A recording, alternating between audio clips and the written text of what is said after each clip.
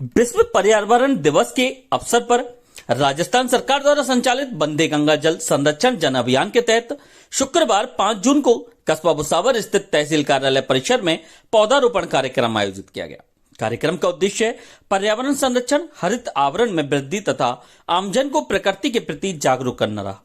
कार्यक्रम में उपखंड अधिकारी राधेश्याम मीणा एवं तहसीलदार अभयराज सिंह ने फलदार एवं छायादार पौधे लगाकर पर्यावरण संरक्षण का संदेश दिया। इस अवसर पर उन्होंने कहा कि बढ़ते प्रदूषण, जलवायु परिवर्तन और ग्लोबल वार्मिंग जैसे चुनौतियों से निपटने के लिए अधिक से अधिक पौधारोपण करना तथा लगाए गए पौधों का संरक्षण सुनिश्चित करना आवश्यक है। उन्होंने बताया कि राजस्थान सरकार के निर्देशानुसार विश्व पर्यावरण दिवस पर विभिन्न स्थानों पर पौधारोपण कार्यक्रम आयोजित किए जा रहे हैं। इसी के क्रम में तहसील परिसर में मनरेगा के तहत कार्यरत महिलाओं की सहभागिता से पौधारोपण किया गया। इस दौरान उपस्थित सभी लोगों ने पौधों की नियमित देखभाल, संरक्षण एवं प्रतिदिन सिंचाई करने का संकल्प लिया।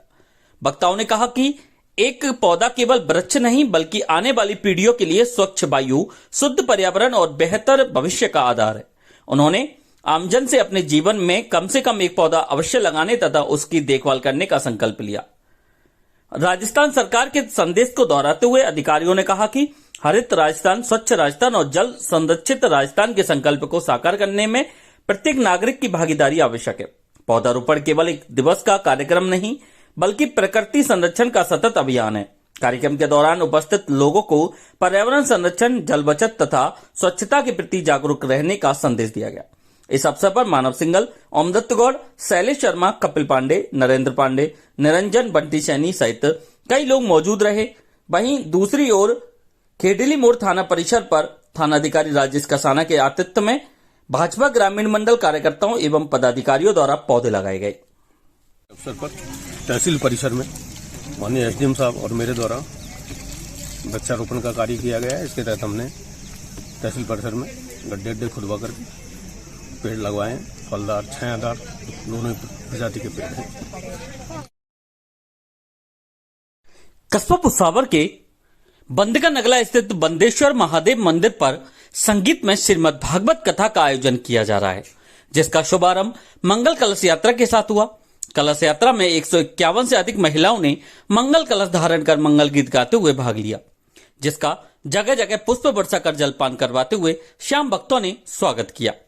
इस दौरान सजीव झांकियां भी सजाई गई। वहीं श्रीमद् भागवत कथा के प्रथम दिन कथा व्यास बाल ब्रह्मचारिणी कृष्णा पाठक ने जीवन में भागवत कथा का महत्व बताया। कार्यक्रम आयोजक बोहरा परिवार एवं श्याम भक्तों ने बताया कि कस्बा भुसावर के बंदगा नगला स्थित बंदेश्वर महादेव मंदिर पर संगीत में श्रीमद् भागवत कथा का आयोजन किया जा रहा है, जिसका शुभारंभ ठाकुर जी को नगर भ्रमण करवाते हुए कलश यात्रा के साथ किया गया। जहां कलश यात्रा को प्राचीन कोठी वाले हनुमान जी मंदिर प्रांगण से बुजुर्गों द्वारा हरी झंडी दिखाकर रवाना किया गया, जिसमें महिलाओं ने मंगल कलश धारण कर मंगल गीत गाते हुए भाग लिया और ठाकुर जी के समक्ष नृत्य कर हाजिरी लगाई।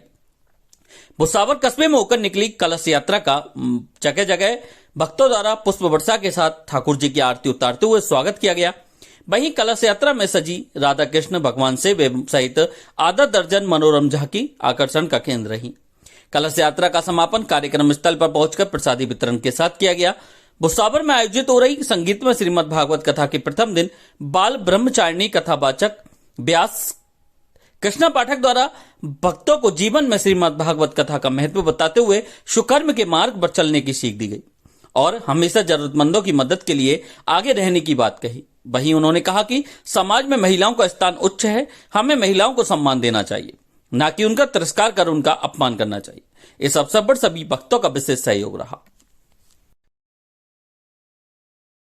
महाराजा सूरजमल कृषि महाविद्यालय रहीमपुर पर विश्व पर्यावरण दिवस मनाया गया। इस उपलक्ष्य में महाविद्यालय के विद्यार्थियों ने तहसील उज्जैन के गांव रहीमपुर व नेकपुर में पर्यावरण जागरूकता रैली निकाली। रैली के दौरान विद्यार्थी पर्यावरण संरक्षण संबंधी टुकड़ी लेकर व नारे लगाते हुए चल रहे थे। इस अवसर पर निबंध प्रतियोगिता का भी आयोजन किया गया। महाविद्यालय में आयोजित कार्यक्रम की अध्यक्षता करते हुए डीन डॉक्टर उदयवान सिंह ने कहा कि पर्यावरण प्रदूषण आधुनिक युग की सबसे बड़ी समस्या है।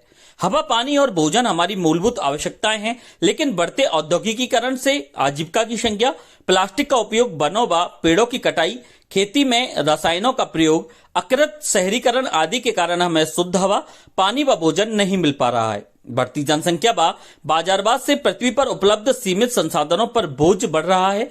पहाड़, नदियां, भूगर्भ जल, तालाब, झील व मृदा सभी प्रदूषित होते जा रहे हैं।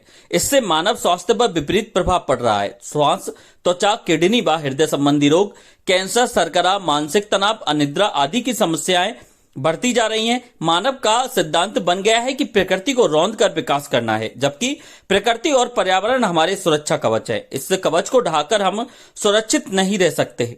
इसलिए हम अधिकाधिक पेड़ लगाएं व उनकी सुरक्षा करें, प्लास्टिक का प्रयोग कम करें, बिजली व पानी बचाएं, खेती में रसायनों का प्रयोग कम करें, वन एवं वन्य जीवों को बचाएं ताकि पृथ्वी का जीवन बच सके। डॉक्टर लक्ष्मण सिंह ने कहा कि पेड़ लगाने के साथ उनकी सुरक्षा व पानी की व्यवस्था करें। सत्येंद्र सिंह ने कहा कि जन जागरूकता से पर्यावरण को पहुंचाया जा सकता है। देवेंद्र कुमार ने कहा कि अति भोगवाद पर्यावरण प्रदूषण का प्रमुख कारण है। छात्रा मनीषा व छात्र अमित व संदीप ने भी विचार व्यक्त किए। कार्यक्रम का संचालन छात्रा तनु व छात्र दीपक ने सभी का आभार व्यक्त किया। इस अवसर पर मोरध्वज पूनिया व विनोद धाकड़ सहित समस्त महाविद्यालय स्टाफ व विद्यार्थी उपस्थित रहे। महाराजा सूरजमल कृषि महाविद्यालय रहीमपुर पर विश्व पर्यावरण दिवस मनाया गया। इस उपलक्ष्य में हमारे विद्यार्थियों ने उज्जैन तहसील के गांव रहीमपुर व नेकपुर में पर्यावरण जागरूकता रैली निकाली।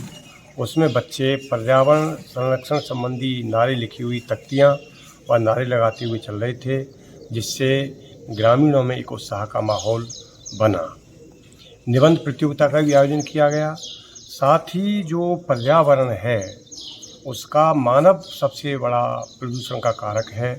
आज औद्योगिकरण, शहरीकरण, प्लास्टिक का उपयोग, वाहनों का बढ़ना, बिजली व पानी का अंधाधुंध प्रयोग, इन सब से पर्यावरण प्रदूषण हो रहा है। आज बड़े शहर तो गैस चैम्बर बन गए हैं, उनमें सांस लेना भी दूभर हो रहा है। शुद्ध पानी नहीं मिल रहा है, शुद्ध भोजन नहीं मिल रहा है। इससे तमाम बीमारियां, चाहे वो त्वचा संबंधी, श्वास संबंधी, किडनी संबंधी, हृदय संबंधी, कैंसर जैसे रोग, डायबिटीज़ और अनिद्रा तमाम रोग बढ़ रहे हैं। इसलिए हमें अधिकाधिक पेड़ लगाने चाहिए और प्लास्टिक का उपयोग नहीं करना चाहिए, कृषि में रसायनों का उपयोग नहीं करना चाहिए। तमाम उपायों को करके हम पर्यावरण को बचा सकते हैं। जन जागरूकता पर्यावरण बचाने के लिए बहुत ज़रूरी है। धन्यवाद।